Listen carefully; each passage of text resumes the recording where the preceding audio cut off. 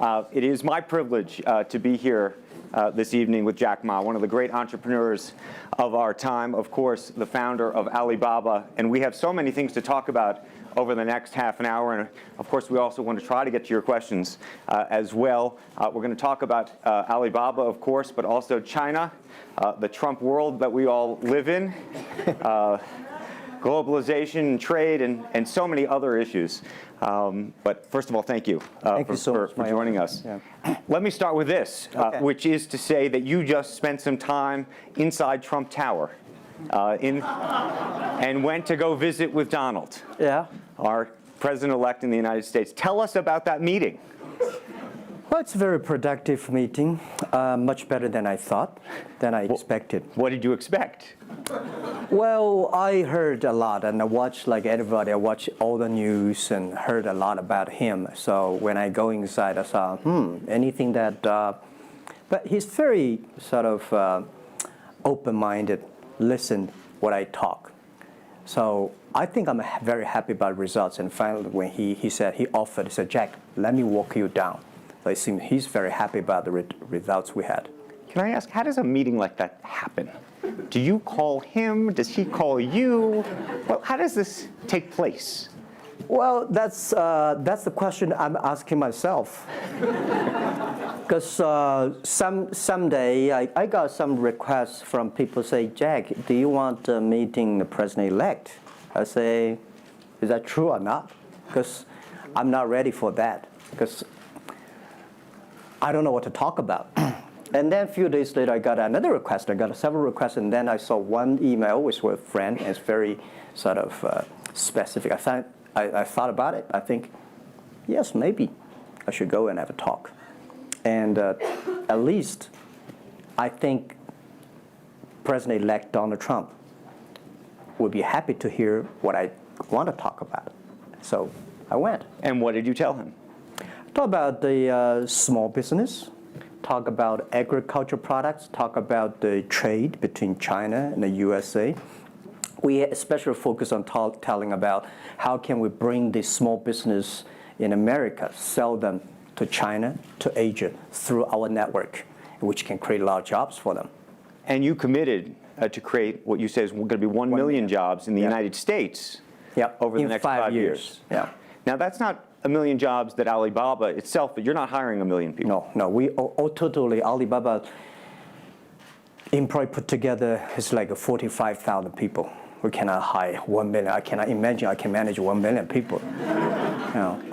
Explain to us how you think about the U.S.-China relationship, given some of the comments that Donald Trump has made about China being a currency manipulator. Did that come up during your meeting? Well, I think first, in America, there's a freedom of speech, right? So he can say whatever he wants, and I respect, I understand. But of course, I have my views. We did not debate about the China-U.S. trade or manipulation. We did not debate. We did not talk. We agreed on something. Small business, developing the Midwest America, helping the farmers there, small business there, exporting to China. So we all agreed. But something that we did not discuss about the American, the job losing to China, Mexico, and this. Can I share with you my ideas? Please. Yeah. First, I think 30 years ago, when I just graduated from universities, I heard America had a wonderful strategy. They outsource the manufacturing job, service jobs. They outsource the manufacturer to Mexico and China, outsource the service job to India. There's a book called The World is Flat. Tom Friedman, colleague at the New York Times. And I think it's a perfect strategy. You know, that the Americans said, we just want to control the IP, we just want technology, we just want the brand, and leave the lower-end jobs for the world. Great strategy. And second is that the American international companies made millions and millions of dollars from globalization. The top 100 companies in America. Amazing. I remember when I graduated from university, I tried to buy a beeper, the Motorola beeper.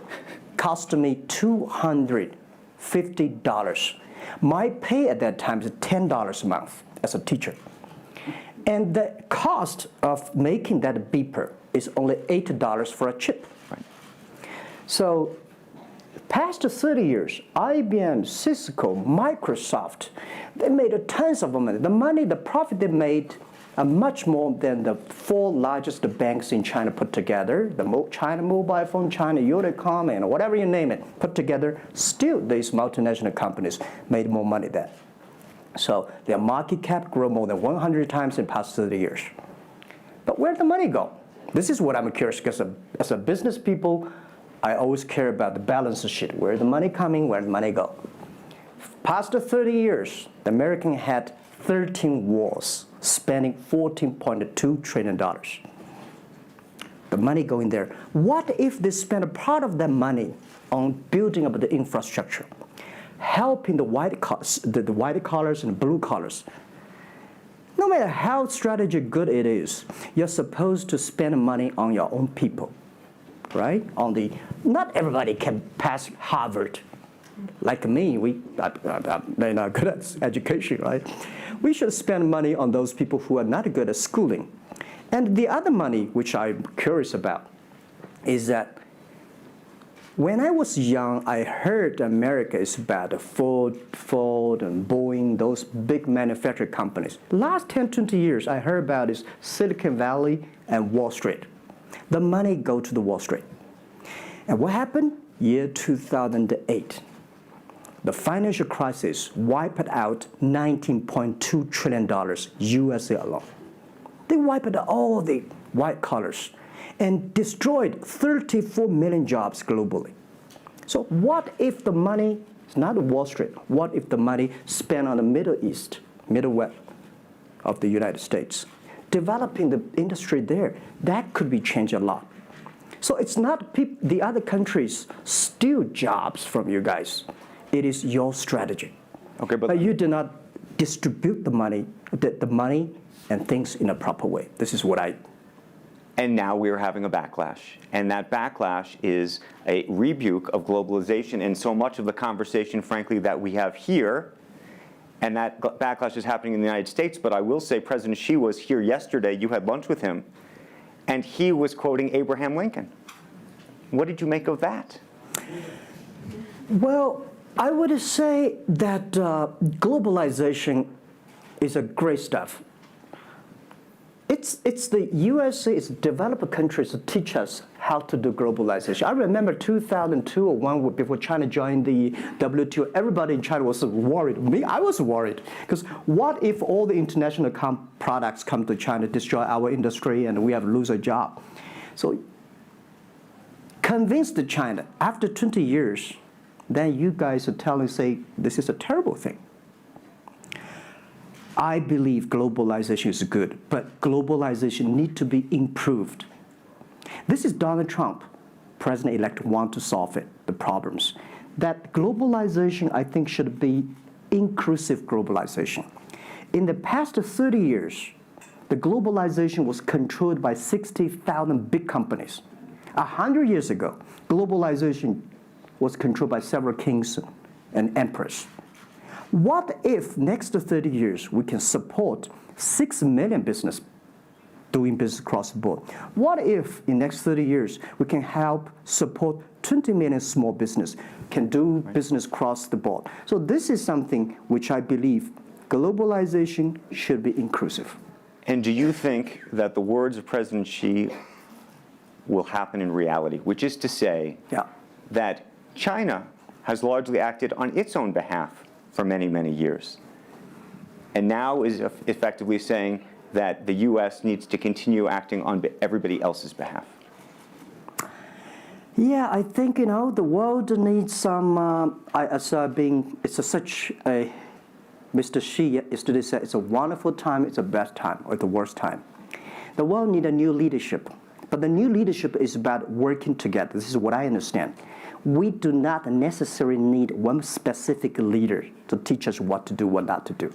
But the world have to partner together. This is what I think. And I think as a Chinese, as a business people, I feel proud for what President Xi said yesterday. As a business person, I want the world to share the prosperity together, to join the force together. As a Chinese, I'm happy about what he committed. Yesterday he said, he speaks like us, takes the responsibility of the second largest economy. As the China's second largest economy, he has to take some responsibility. This is the first time I heard a Chinese leader make number commitment. He said, next 10 years, we are going to import $8 trillion US. This make me feel excited because China is transforming from exporting to importing. If there's a concrete number, if we can fulfill it, this is going to be huge change to the China and to the world. But don't you think that it's easier today for China to be interested in globalization because of the benefits that can accrue to China because you're continuing to develop than it is for countries that are, quote unquote, developed? Well, first, the WTO rule is not designed by China. It's not made by China. I will say there's something that I want to change. The WTO is designed, a lot of rules designed for big companies in the past 30 years, and only big companies can do it. And China definitely benefit a lot from opening. I think China should learn one thing, that we grow in the past 30 years, it's because we open to the world. If we continue to open to the world... Not fully. Okay. American business that wants to effectively go into business in China has a very difficult time, has to partner effectively with a company that's there already. This is why I said China has problems too. The world has problems. And China definitely has a lot of problems. China should open, should be more confidence. This is what I feel yesterday. I feel the confidence of Mr. Xi that he is ready to open more to the world. This is what I suggest, that we should solve the problem by business community, right, by negotiation. WTO, China joined WTO for like 20 years or 70 years. I don't know the number, but the past years, that I think we as a business, we as a country, we as the world, we have to review something. Right. But not because unbalanced things, we stop it. You've been calling for something called EWTP. Yeah. What is that? This is what I would talk about, is that the WTO was great, but they mainly designed for developed countries, big companies. There's no opportunity for small business. We want to build up an EW, Electronic World Trade Platform, to support young people, small business, thanks through mobile phones, internet, they can sell and buy across the board. And the other thing is that WTO is a very interesting organization. When you put the Doha round, when you put 200 government officers in one room, ask them to agree on something, it's impossible. I can never imagine that they can agree on something together. Business should be designed by business people. So we believe EWTP should be something that the business people sit down together, agree on something, negotiate on something, and get endorsement from the government. I want to talk a little bit about Alibaba and the model itself, because I think for many in the West, if you will, they don't necessarily understand it. And to the extent that the extent that I could try to compare it to Amazon, which I know you think is an unfair comparison, one of the things that's so fascinating to me is that Amazon and Jeff Bezos have pursued what might be described as a very asset-heavy business model. They're buying airplanes. They want to own the entire supply chain from beginning to end. And Alibaba has effectively an asset-light business. It is very much, in terms of the retail piece of this, the opposite. You don't want to own the warehouses. You don't want to own the logistics companies. How do you think about that? Is Jeff Bezos right, or are you right? And is there going to be a meeting in the middle?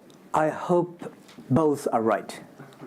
And because the world can never have one model. If the world has only one correct model, the world is too boring. Right? We need to have all kinds of models. And the people who do the model should believe in the model. And I believe what I do. Right? The difference between Amazon and us. Amazon is more like an empire. Everything they should control themselves, buy and sell. And our philosophy is that we want to be an ecosystem. Our philosophy is to empower others to sell, empower others to service, empower making sure the other people are more powerful than us, making sure with our technology, our innovation, our partners, our 10 million small business sellers, they can compete with Microsoft, IBM. Our philosophy is that we think using internet technology, we can make every company become Amazon. Remember one thing, today for our sales, our GMV last year is more than 550 billion US dollars. To hire people deliver for us, we need 5 million people. So how can we hire 5 million people deliver things for us to deliver the things we sold? The only way we do is empower the service company, logistics companies, making sure they are efficient, making sure that they make the money, and making sure that they can hire more people. But without owning the whole chain, can you do it as effectively? The idea that you're watching Amazon being able to deliver things now within hours, literally. We made 125 cities deliver within 1 day last year. Imagine, 10 years ago, deliver one thing from Beijing to Hangzhou takes about 8 days. Now you can deliver things from Beijing to Inner Mongolia, some city, within 12 hours. It's improving. You can never expect these things happen within 24 hours. We have patience. So I think, can you imagine that within the 11/11 Singles Day, we sold $17 billion, and by delivering more than 600 million packages within 3 days. This is happening, and this is what we feel proud of. It's not how much money we make. It's not how powerful we are. We think because of the technology, we can make the technology very inclusive, that every small companies can use it. This is my dream, because I started my first business in 1992 in China as a small business. In order to borrow money, 5,000 US dollars from bank, took me 3 months to acquire, still failed. So difficult to be a small business. Today, with the technology, we can empower them. This is something I want to do. One of the critiques, as you know, and it continues to linger around Alibaba, is the piracy issue. There's an IP issue, and it's an issue all over China, but you take the brunt of a lot of it. Yeah. How much progress have you made in your mind, and how do you think about some of the regulatory bodies in other countries, including the US, that continue to criticize Alibaba for these issues? First, when we start do this business, as a business like this size, you have to take all the criticism. You have to listen what is right, what is wrong. And second, as an e-commerce, when you put 10 million small business, empower them to sell. We do not like Amazon buy. We cannot check. Even when you buy $55 trillion or $550 billion, you cannot check every product. So the model itself and the e-commerce itself may have a lot of these flaws. And third, I would say in the past 17 years, we are the leader of this anti-privacy issues, the IP, protect the IP. But the second, we are internet companies. We do not have the law enforcement. We find this guy is selling cheap, fake products. We delete them. We cannot arrest them. But we have huge progress. Last year alone, we put 400 people into jails. We deleted 370 million fake products listing on our site.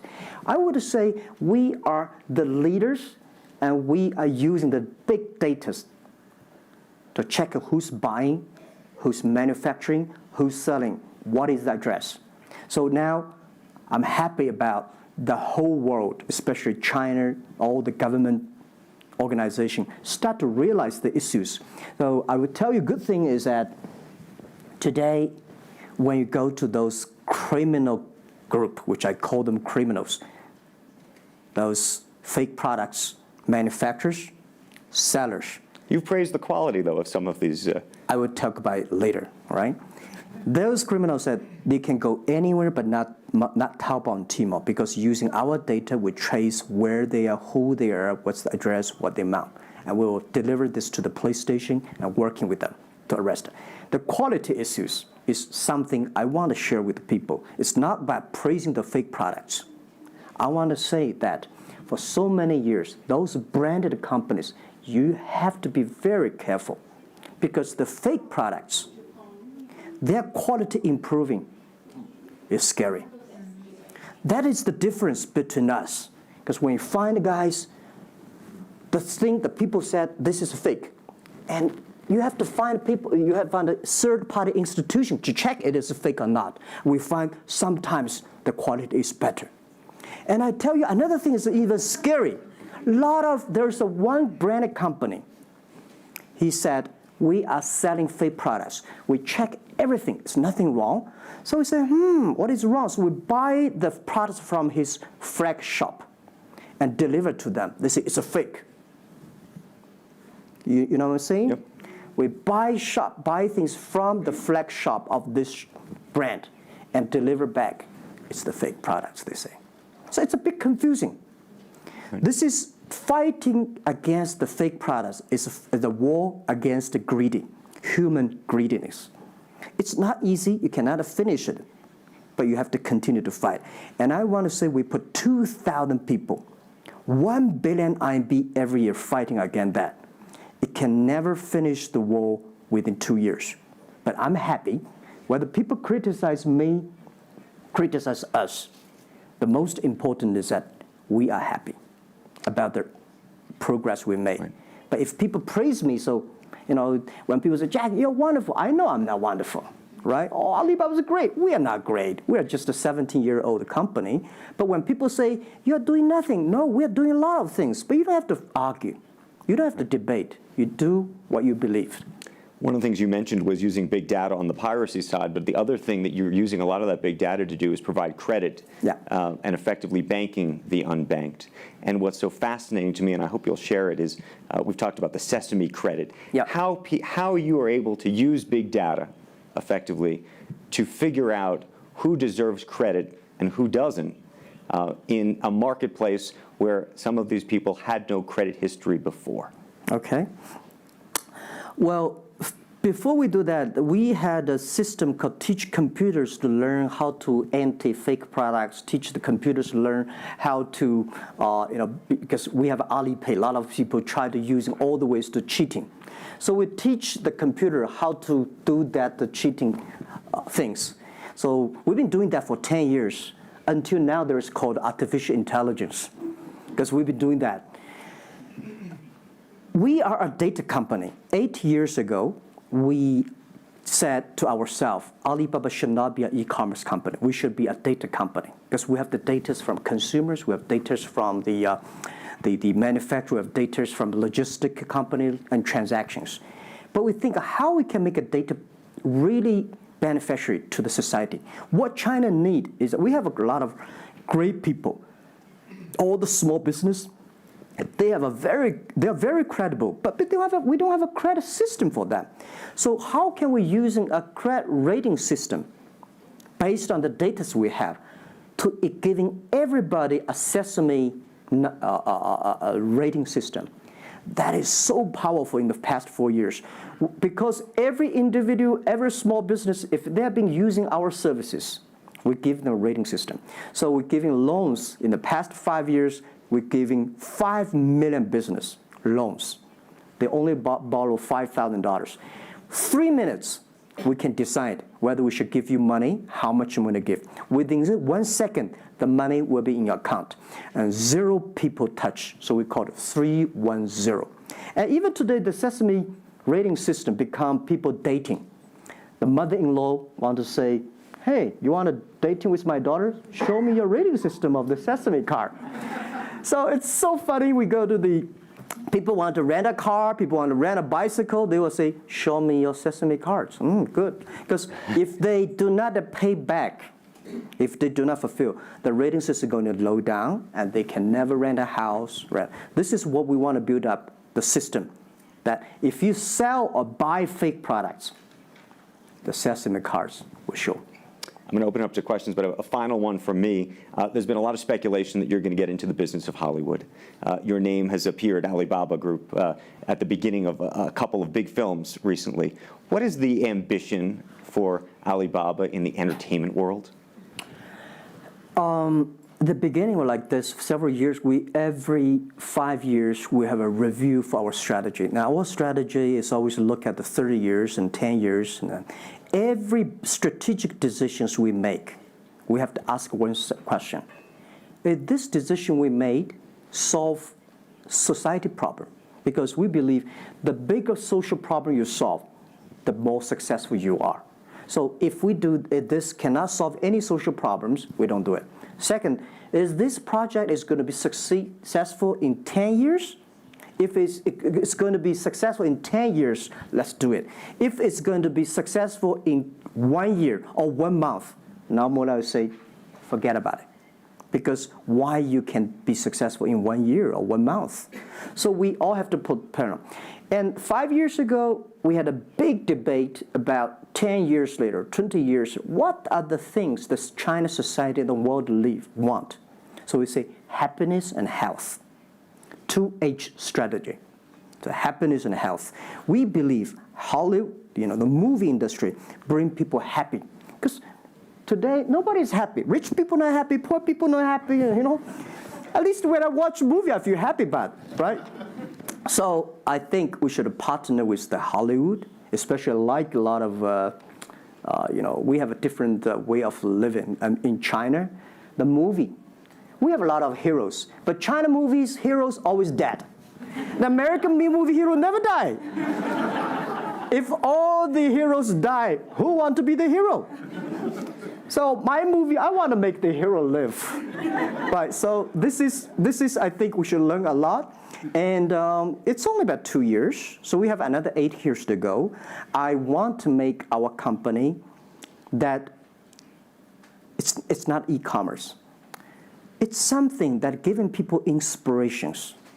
Giving people, because I learn a lot. For example, I always say that my favorite movie, Forrest Gump.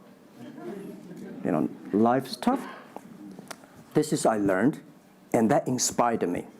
That is why when people call me crazy, stupid in the past 17 years, you're crazy, you're doing something never work. You're stupid, how can you do that model? Amazon this model, eBay this model, why Alibaba this model? I told myself, Forrest Gump said, go ahead. Never care about what the other people. And the other thing, Forrest Gump said, nobody make money out of the catching whales. People make money by catching shrimps. So we serve small business. Fair enough. Jack Ma, we should probably end it there because we're going to run out of time, but I thank you. Thank you so much for the conversation. I promised we'd sneak in a question or two, and we literally have 2 minutes, and they're going to get upset with me. If you have a question, and we're going to, I got to beg you to do it within literally, a second, so go for it right there. Okay, I'm not going to say that China and US is going to have a trade war, but if the Trump administration get tougher on China in terms of trade agreement, is that going to hurt Alibaba? Well, I don't think so. I think China and the US should never have a trade war. We'll never have a trade war. And I think we should give President-elect Donald Trump some time. And he's open-minded. He's listening. And I think the war, it's so easy to launch a war. But it's so difficult, almost impossible sometimes to terminate a war. Iraq war, Afghanistan war, is that finished? No. Trade war. I believe one thing. When trade stops, the war starts. Trade is something that people start to communicate. Trade is something people exchange culture and value. And I will be happy if China and USA agree on something and Alibaba business model destroyed. I would destroy Alibaba model by stopping the war between. Because how can you imagine the first largest economy of the world, second largest economy of the world, have a trade war? It's going to be a disaster for two countries and for the world. If anybody can do something to stop it, do anything to stop it. Did you have a reaction to Trump and the situation with Taiwan and how he's thinking about that? Well, Taiwan, I think this is not something about government.